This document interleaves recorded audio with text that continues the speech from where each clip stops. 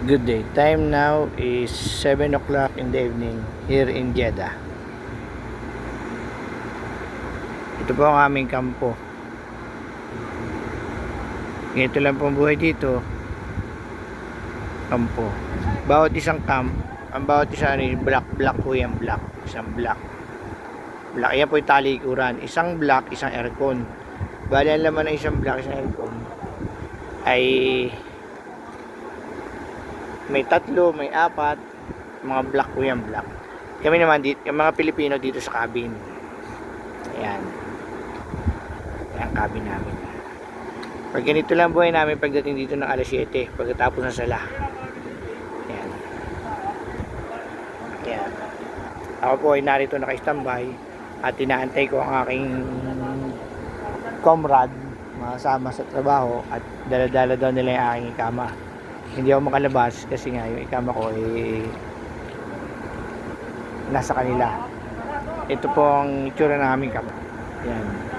Ito po yung talikuran. Yan, talikuran yan. Tapos yan, talikuran din. Akala ko lang ninyo eh malaki. Pero yan ay isang habang ganun. Ang tawag po sa kampong ito ay jail camp. Kasi para kami dito mga preso sa isang ang isang cabin, dalawang room. Ayan o. Dalawang room yan. May fire extinguisher din naman kahit sira. Dalawang room. Yan. Cabin o yan ng mga yan. Mga Pilipino. Yan. May isang Pilipino pa po doon. Dumating ako. So dito yan. Nakita ninyo yung ilaw-ilaw na yun. Sa labas na ng kampo yun. Yan. Puro makikita nyo dito mga natambay na Pakistani, mga Pakistani. Dito may mga India. Alam mo lagi may kausap. Kausap po yan, hindi po kanilang mga asawa. Kausap po yan, puro kapwa nila lalaki. Kung makipag yan, mga kausap. Yung mga yan, ang kumakausap pa yung mga lalaki. Ang kabidyo ko lang yung mga lalaki. Akala nga namin nung una, mga kabidyo ko nila, mga asawa nila. Mga yung pala ay hindi. Ang mga kabidyo ko ng mga kapwa nila Indiano, kapwa nila Pakistani, mas matagal pa silang makipag-usap sa kapwa nila lalaki kaysa sa kanilang mga asawa. Kasi kalimito sa mga wala asawa. Yan. Ako naman nakatambay lang dito sa aming kampo. At ako'y naghahanap ako ng mga babaril. At kanina pa ako pitik na pahawakan ng aking bagong ikama. Inaantay kay admin namin. Ang itsura po nito ang itsura po ng mga black ko yan. Ayan, isang black na ganyan. May hukay pa bang ganun bago At tayo naman po may kakausapin na isang kasama natin sa trabaho na paparating. At aking Yusuf! Shada! Dal!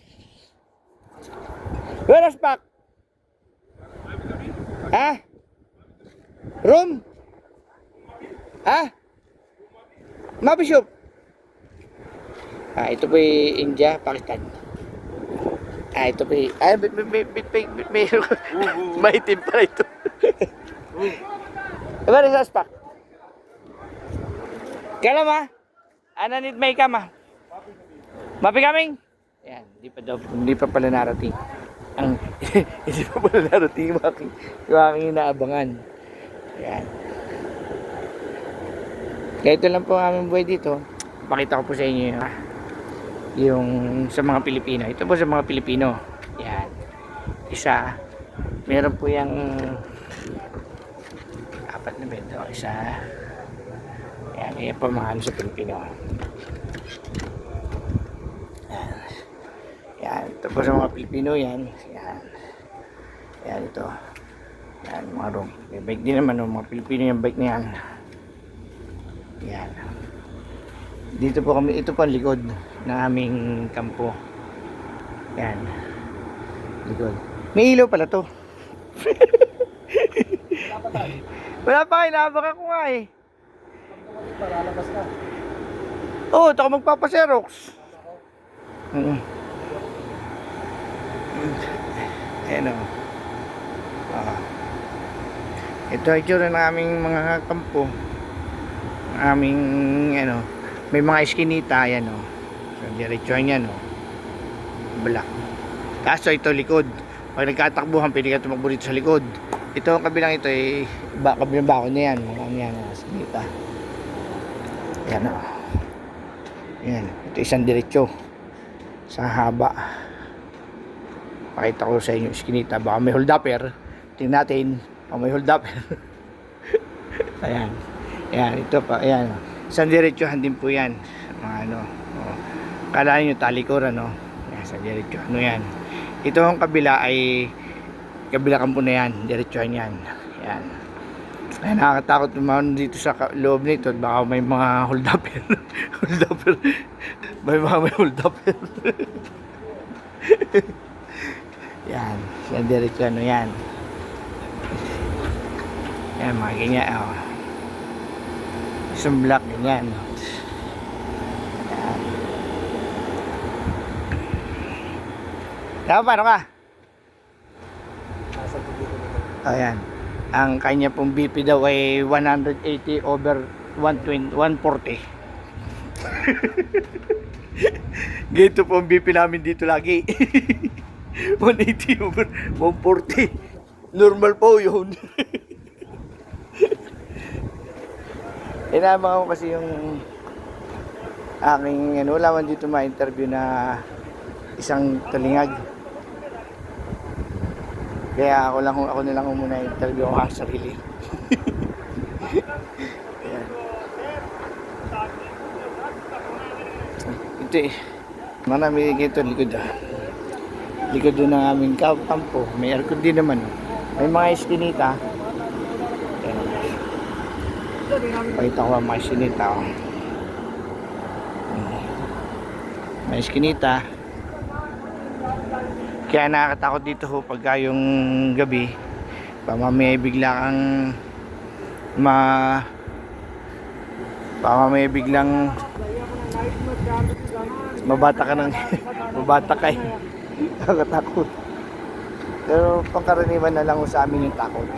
Kasi wala naman gumagalaw sa amin dito. Baka mabigwasan ko ng isa eh.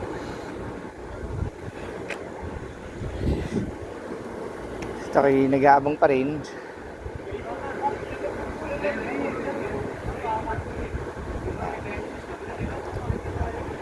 Kasi wala yung kasi po inahabangan ko yung may hawak ng aking igama, yung aking ID ay hindi ako palabas ng kampo.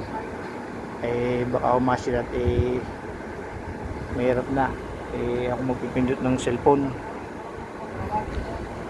Mahal din ang bayad pagka nahuli ka na walang ikama.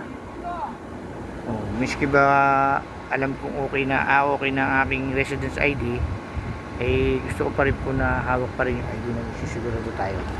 Kasi may mga loko po dito ng mga pulis, lalo yung mga matatanda, ay minsan ay umaabuso. Kaya hindi rin natin may aalis na mag-ingat. Mayroon po tayong interview dito na isang Pilipino na ito po ay medyo may pagka-mongoloid ng kaunti pagkausap.